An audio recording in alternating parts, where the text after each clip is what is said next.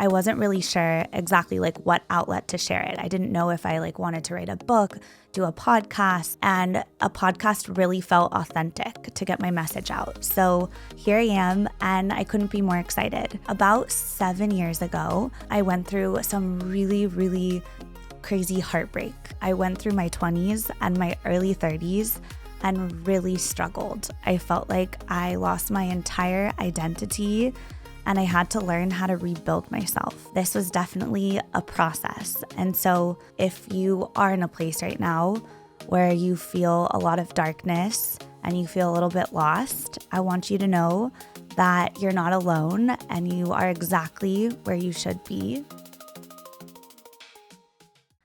Hi guys, welcome to episode 2 of The House of Her.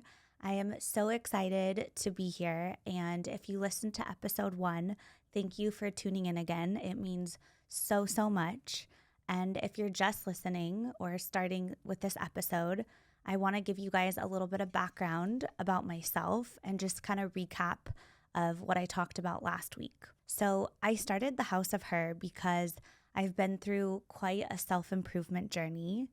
I, for the last 7 years, have really worked on myself. I really started because I ended a relationship that I was in for 12 years.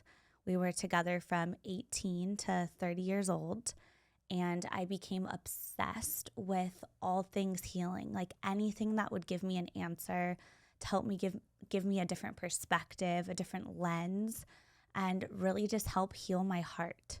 I've done everything from meditation to electromagnetic healing to cacao ceremonies, Tony Robbins seminars. I've listened to endless podcasts. I've read countless books, and I've taken the best tips, and I really have created this beautiful framework that I'm going to be sharing with you.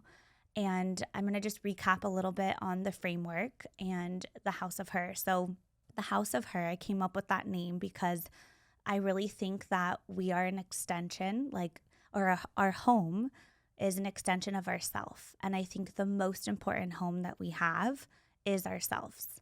And we really have to build ourselves. And so when you're building a home, you really think about the foundation.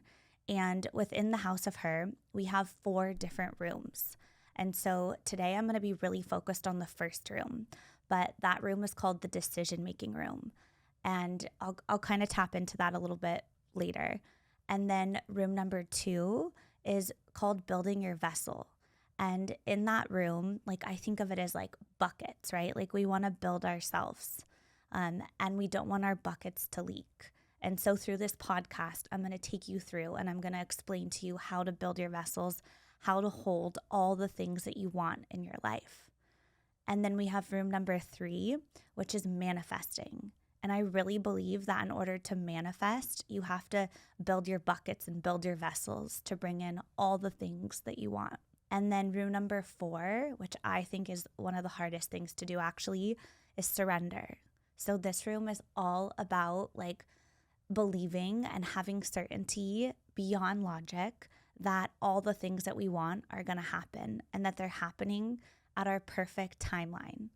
And so today I'm really going to be focused on the decision-making room, and I'm going to be sharing with you 3 things that I asked myself when I was at some of the most tough moments in my life, in the hopes that this can inspire you and help you gain clarity and really help you connect with your intuition.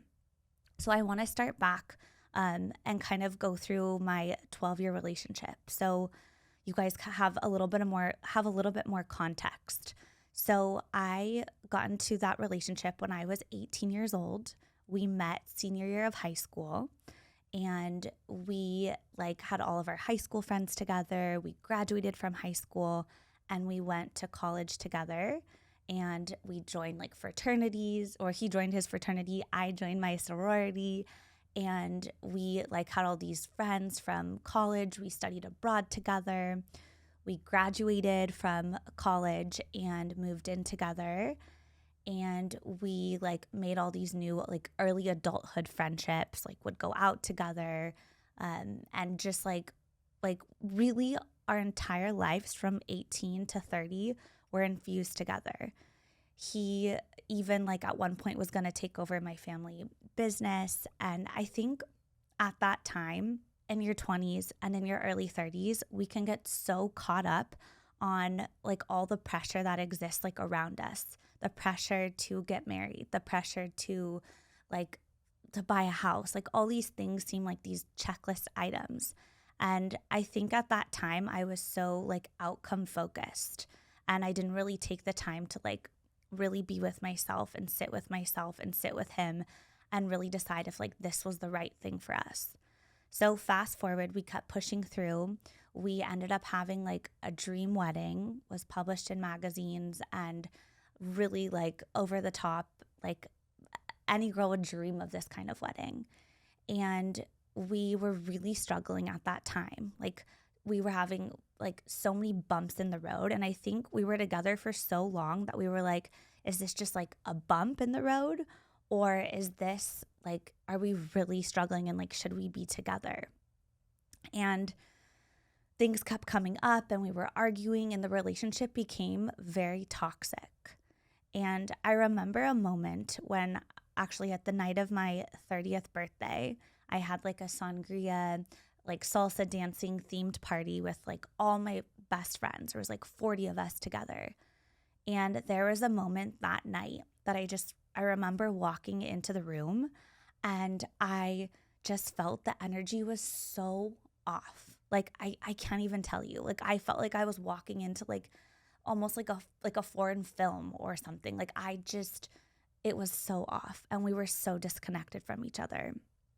And I remember like later that week walking back into my apartment and just like we really tried in the relationship. Like we did couples therapy. We lived apart for a year.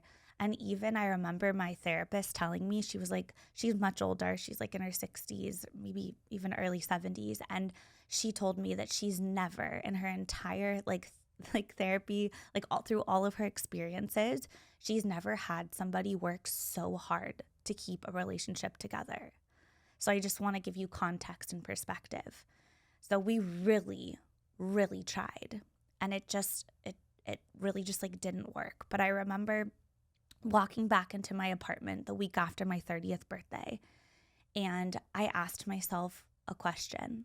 I said, if this was your daughter, what would you tell her to do? And that changed everything for me because immediately my answer was leave. And if you are in a place in your life where you're kind of like searching for like, I call it the cherry on top moment or like the thing that like pushes you over the edge, I really want you to tap in and ask yourself this question because I think that it's so easy in life to like be in it, right? To constantly be living out the same story.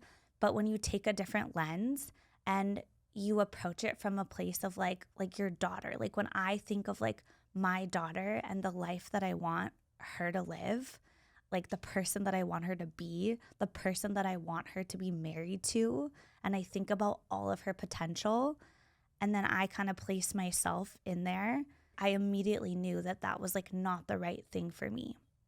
And maybe this might be helpful to say your daughter, but you could also think about a younger version of yourself. Think about like little you. What would you tell little you to do in this situation?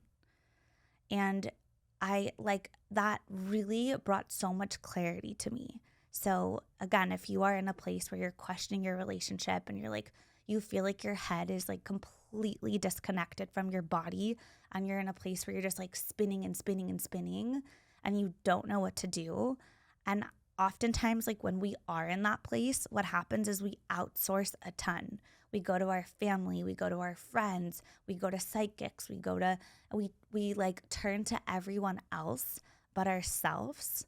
And it's so, so important that you ask yourself the right question to get clear on like your intuition and your gut, and you make decisions based off of that. And so I challenge you to ask yourself this question. If this was my daughter, what would you do? Or if this was my younger version of me, what would you be advising her to do? So I want to just like fast forward a bit because that question really helped me. And then I kind of jumped actually from that relationship to a different relationship. So literally just like a few months after that relationship, I jumped into the next relationship. And I was introduced to this man. It was like a setup. He came from a wonderful family that has great morals, great values. And I, at that time, like I was hungry. I was like 30 years old. I'm like, I need to get married. I need to have kids. And coming from this place of like pressure from society, pressure from media. And I was dating at the time and then jumped into this relationship. And he also, I feel like, was dating and in the relationship based off of pressure and society. And we were both good people. But we kept saying during that time, we were like, as the relationship started to unfold, we kept saying, like, we really just don't have the depth. Like, and for me, like, I call it the sazon, like the flavor. I had that before. Like, I had that in my past relationship. And I knew what that felt like. Like, I really knew. But I just stayed in this relationship because, again, was like wanting all the things that like society teaches us that we should want and that we should have at this point in our life. And if you're in a place where you're like, you're like, oh, all my friends are getting married or all my friends are getting engaged, and like in that place of like comparison, I just want you to know that like we all have our own journeys in life. Like each and every one of us has our own journey, and things are going to unfold exactly how they should for you.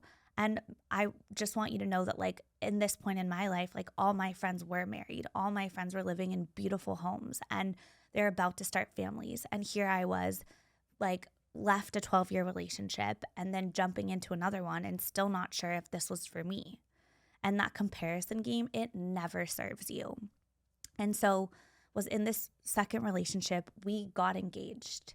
And I remember he would cook dinner for me a lot. And I remember that we were sitting like across from the table one night, and I asked myself this question. I was like, if you were to sit across the table from him for the rest of your life, would you be happy? And my answer was immediately no. And I knew from that point on that like this was not the right relationship for me, and that I wanted more. I wanted a relationship that inspired me like in all the ways of life. And I knew what that felt like again because I had it before. It wasn't the right texture, but I had it. And I wanted a relationship that I could be like intellectually stimulated in, that I could have a strong physical connection, a strong emotional connection, and spiritually relate to this person. And I wanted somebody that I could like build an empire with. And we just didn't have that. And we were both good people, and it just didn't work. And if you are in a situation where you are sitting like across the table every night from this person, and you're maybe thinking about like taking it to the next level, whether that's engagement or marriage, or maybe you're just like, maybe you are engaged right now and you don't know if you want to break it off or not. But I'm telling you, ask yourself this question. And if you have any doubt, like any doubt at all, then this probably isn't the right relationship for you. And when I personally think that when you decide to marry somebody, that this is one of the most important decisions of your entire life. And when you're going to sit across the table from that person forever, like you need to be in a place where you know that you're going to unconditionally love them.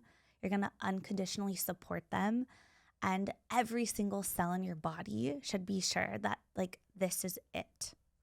And if it's not, don't settle. Like I'm telling you, don't settle. Like there's more out there for you. And I feel so grateful and so lucky that I trusted that, and that this question helped me to gain clarity, and so that I was able to walk away.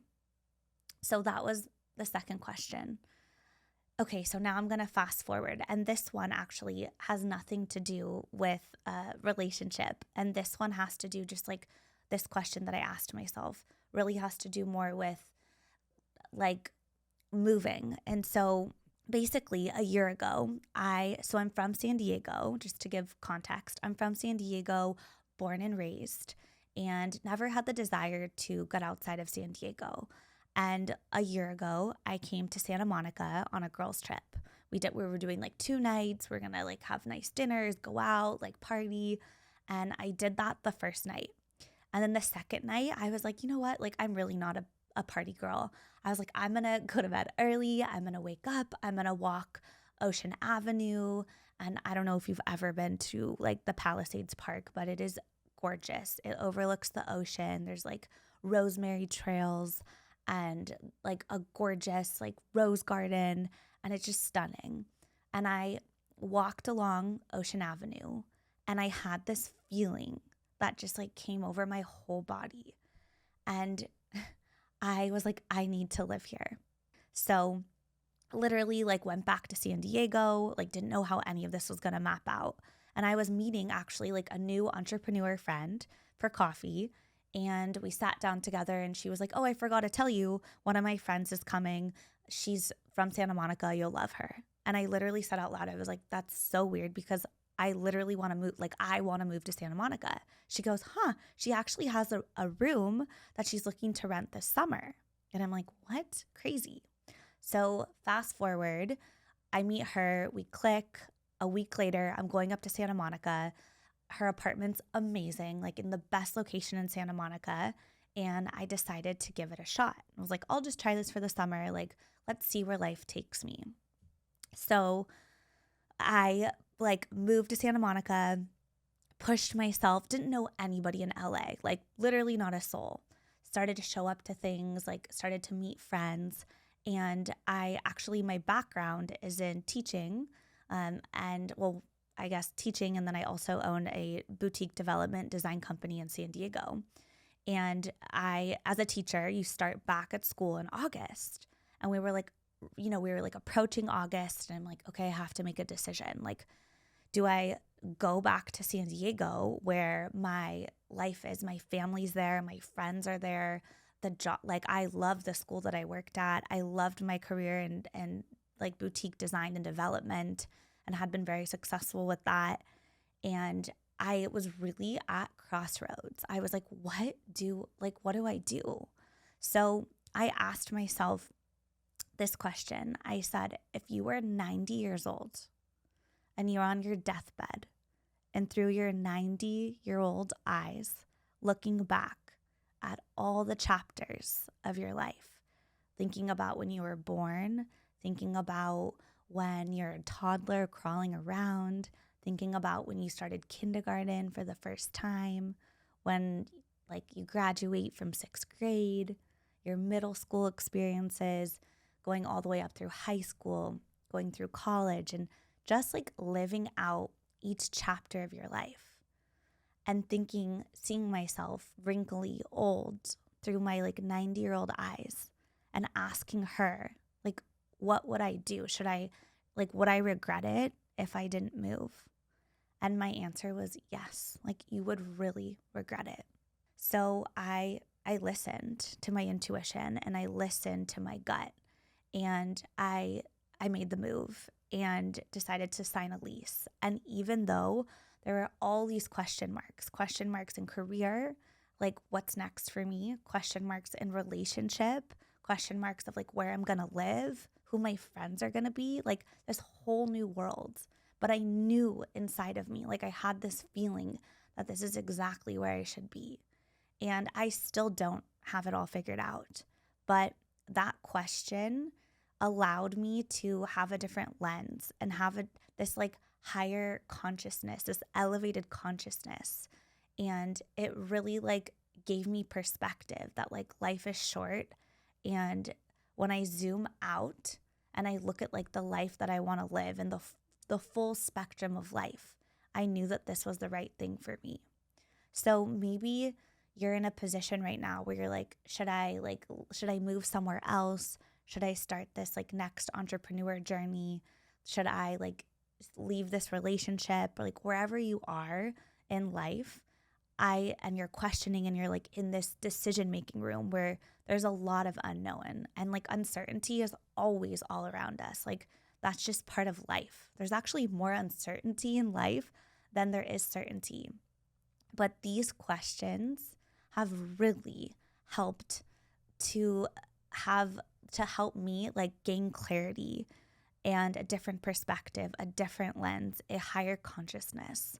And so if you are in this place where you're like spinning a ton and you don't really know how to connect with yourself and you don't know how to get clear on your gut and your intuition, which I actually think that our gut and our intuition are like connected like straight to God, like, or the universe or whatever you believe. I think that that is our guiding force. I think that there's so much noise around us, noise from media, noise from family, noise from like friends, from society, from religion.